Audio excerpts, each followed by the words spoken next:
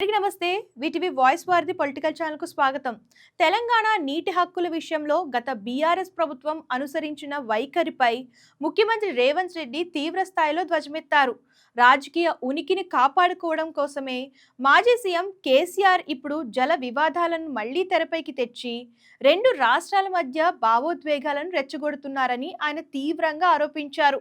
గురువారం ప్రజాభవన్లో ప్రభుత్వం నిర్వహించిన నీళ్లు నిజాలు కార్యక్రమంలో భాగంగా మంత్రులు, ఎంపీలు, ఎమ్మెల్యేలు, ఎమ్మెల్సీలకు ఏర్పాటు చేసిన అవగాహన సదస్సులో ఆయన ఈ వ్యాఖ్యలు చేశారు. ఆనాడు ముఖ్యమంత్రిగా కేసీఆర్, అలాగే నీటిపారుదల శాఖ మంత్రిగా హరీష్ రావు పెట్టిన సంతకాలే తెలంగాణ పాలిట మరణ శాసనంగా మారాయి అని రేవంత్ రెడ్డి ఘాటుగా వ్యాఖ్యానించారు. జూరాల ప్రాజెక్ట్ విషయంలో వీరిద్దరిని ఉరితీసినా తప్పులేదు. అలాగే ఇలాంటి వాళ్లను మిడిల్ ఈస్ట్ దేశాల్లో అయితే రాళ్లతో కొట్టి చంపుతారని వ్యాఖ్యానించారు. ఈ కార్యక్రమంలో నీటిపారుదల శాఖ మంత్రి ఉత్తమ్ కుమార్ రెడ్డి కృష్ణా గోదావరి జలాల కేటాయింపులు, వినియోగం అనే అంశంపై పవర్ పాయింట్ ప్రెజెంటేషన్ ద్వారా గత ప్రభుత్వ వైఫల్యాలను వివరించారు.